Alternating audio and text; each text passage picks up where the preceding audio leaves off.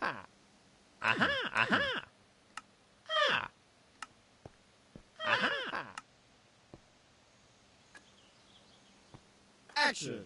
Aha! Cut! Cut!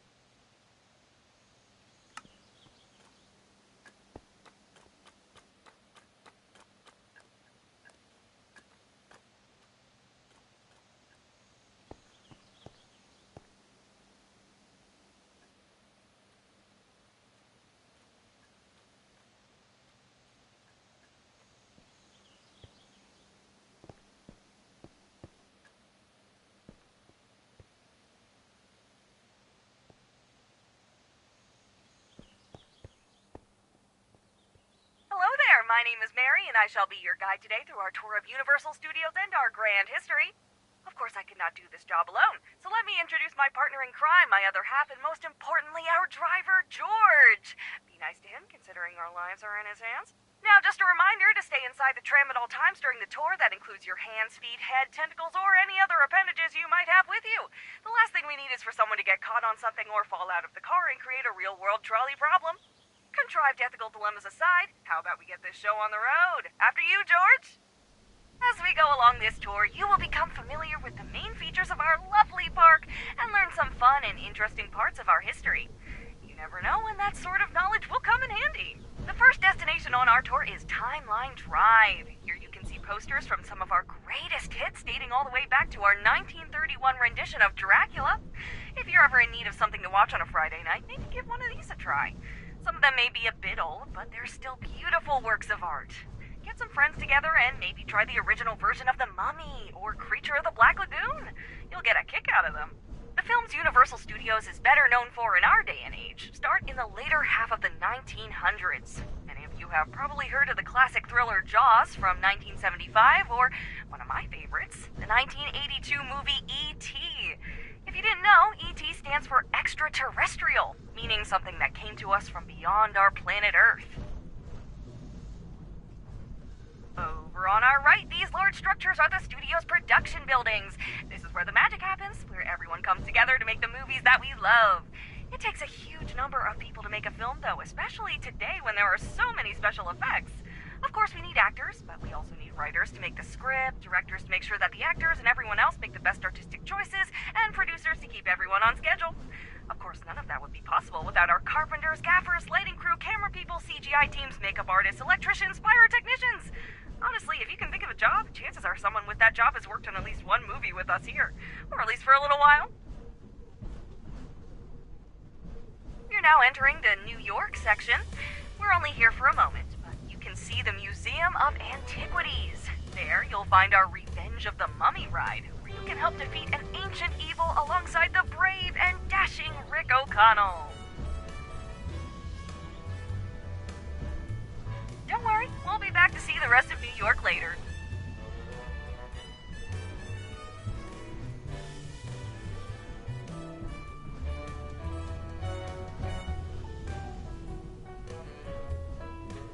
Now I welcome you to the Golden Gate City, San Francisco. This hilly town is famous for its tram system and infamous for its earthquakes.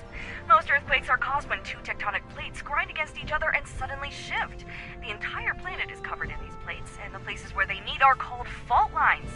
Wouldn't you know it, most of California, San Francisco included, lies on a fault line, so you can expect a lot of earthquakes in this area. Speaking of which, I want to show you a little demonstration on how we make earthquakes in the movies. This set was built in the 1980s with the tracks dug right into the floor. When they were done with that movie, though, the guys in charge thought, earthquakes are pretty common in movies, so let's just keep this one. Now all they need to do is redecorate the scene whenever they want a different earthquake location. Let's see it in action.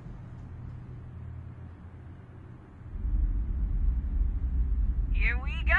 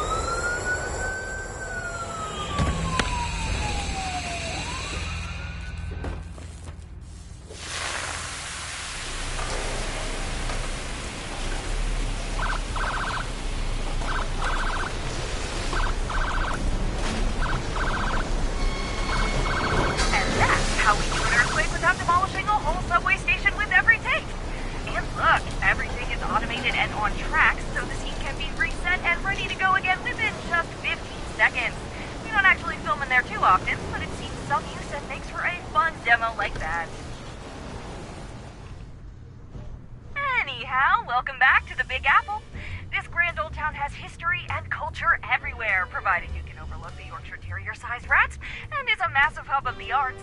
The famous street Broadway is home to some of the best and most popular theater performances in the world, but you can find beautiful, rich work all over town. The city is like an incubator for the arts, a place where some of our country's greatest works are born, including a bunch of movies. Not everything is filmed in California after all. Passing on our left, we see the building where the ride based on Steven Spielberg's famous film E.T. runs. If you haven't yet, you should give it a whirl.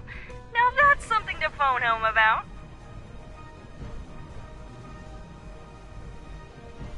Now this is what we call Hollywoodland, and up here is our Monster Cafe, where you can see all of the classic monsters from our films, like Frankenstein's monster, Dracula, the Wolfman, and the creature from the Black Lagoon. And don't worry, they don't bite much. We're passing by the Universal Globe now. Right now it's missing something, though. I heard that Woody Woodpecker asked you to help find the missing letters and restore the globe. I hope to see those letters back soon. The park just isn't the same without them all spinning around. Something smells swampy. I heard a green ogre lives over there.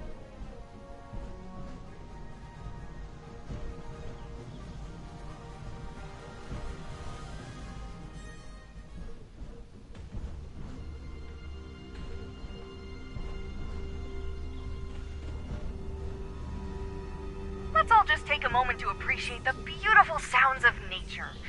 Of course, that's all just part of the movie magic. From here, though, we'll be taking a turn into the darker side of the park. We now enter the realm of the Lord of the Jungle. Join me as we pay tribute to Kong, Kong, Kong. Everyone, Kong, Kong, Kong. Really? No one? I'm just... Okay, well, let's hope he isn't insulted by your lack of reverence. Otherwise, he might throw this tram all the way to New York. And I don't mean the movies that we just drove through on the way here. By the way, if you haven't yet and are feeling particularly brave, I highly recommend stopping by the ride we have here, Reign of Kong. You can join Kate and her expedition team as they delve into the caverns and other lost places to uncover the secrets of Skull Island. This is what we call Old Mexico, and it's just the kind of place we'd take a camera crew if they were looking to film something set out in the old Wild West. Now this area has something of a weird localized weather system, so I apologize for the rain as we... Hey, George, why don't you stop the tram? You can't go again, right? What? Not in the rain? That's just...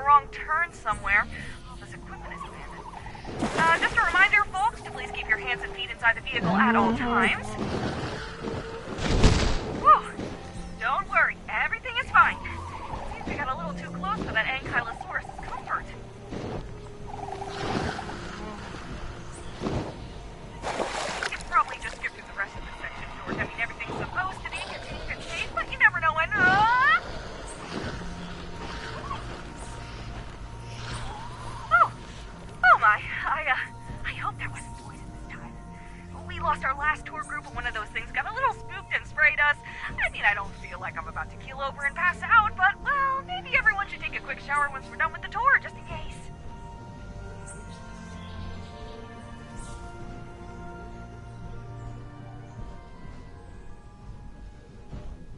This is my favorite part of the park.